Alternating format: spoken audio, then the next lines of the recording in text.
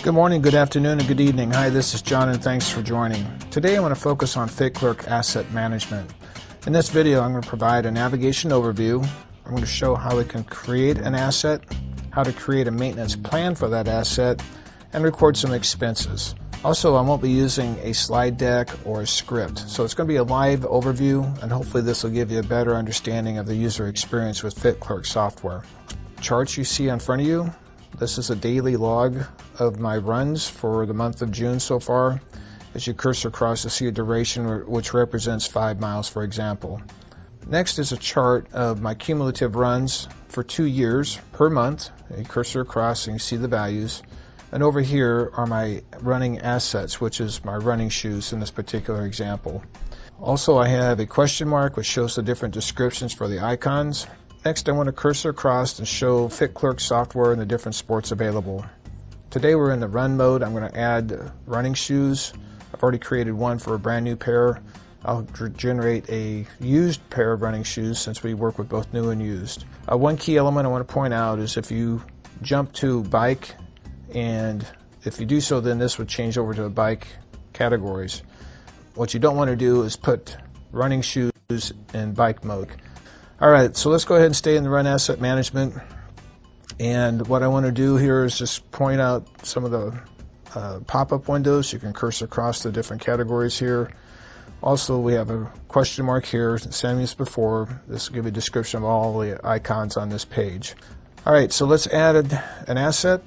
Just click on this. And since I've already have a brand new pair, slow run shoe number 1, I created on the 3rd of June. 400 miles is what I expect for a life cycle, and I paid $99 for it. I'm going to go ahead and record a used pair that I purchased, let's say, a few months back. So let me click on April the 10th. And I've already added this once before, so it has a little memory function built into it. And I'm going to create a 4-letter abbreviation. So at this point, you want to make sure you have this, but also you add that to your running shoe, so you know which pair you're running with on a particular day. Next is my asset life cycle. So what I do is I'd say give me a best range of 400 miles. In this particular case, since it's a used pair, we'll say it's going to ask me my current age. Let's assume I already have 50 miles I've logged on these, and I purchased them for $50 through an online auction. And I can click on save. So once I do this, FitClerk software, you have the ability to delete the asset or to go in and make an edit by clicking on this marker icon. And what it did now, it automatically transferred that information down here underneath the maintenance mode. So what I'm going to do is start adding a maintenance program to this. So let's go ahead, instead of creating a new one, I can just edit this guy by clicking on the marker, and now I have the ability to come in here and do something such as, say I want to schedule replacement reminder. So at this point, I want to say replace at 350 miles, since originally I said I expect to have 400 miles. So I will tell me at 350 miles to replace them. And there's no cost for a reminder. So one key thing is we're not actually recording an expense, we just need to have the notification. At this point, we're going to start looking for a new pair of shoes. And I click accept on the check mark. And I have an email notification here. It's red, so once I click on this, it's green, and now it's activated. Again, as before, I had the ability to edit or delete. Next, let's add another maintenance function to my slow run shoe number 2. I want to set up a cleaning schedule. So let's say clean and inspect tread. And in this case, I want to do it on a recurring pattern. Say once every 3 months. Reminders are free. Clean shoe and inspect, activate my notification, and I'm good. And finally, I'm going to record an expense. So let's say that we're going to do a replacement. Replace my insoles. There's no miles involved, but let's say it cost me $10 to purchase new. insoles and save. So once I've done this, the $10 will be recorded in the expense summary, and I'll have another video that goes into this module in more detail. At this point, we can jump into the main menu again.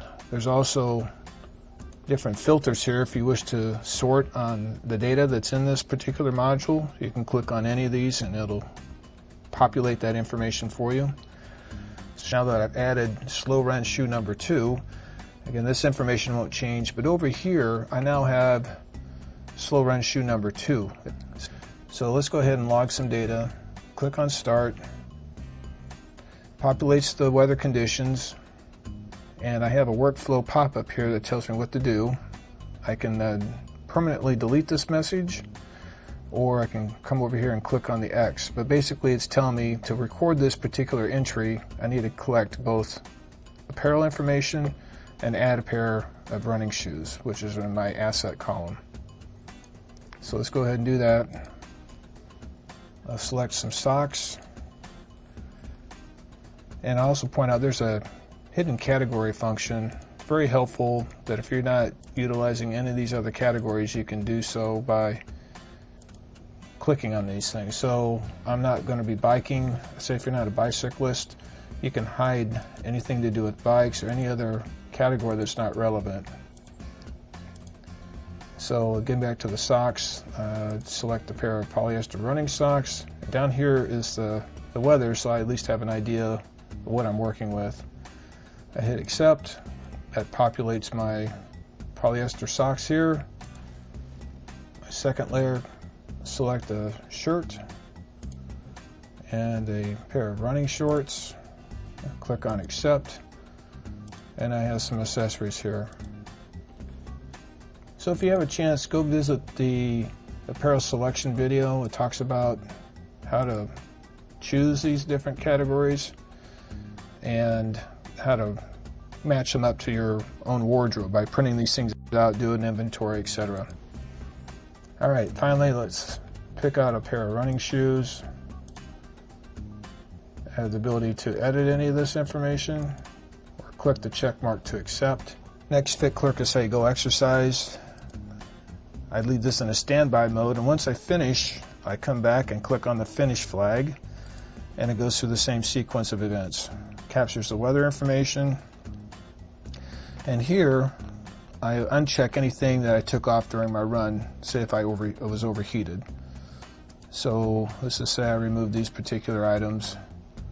I click on accept, enter in my data, how long I was out running for, say, 6 miles, and the conditions.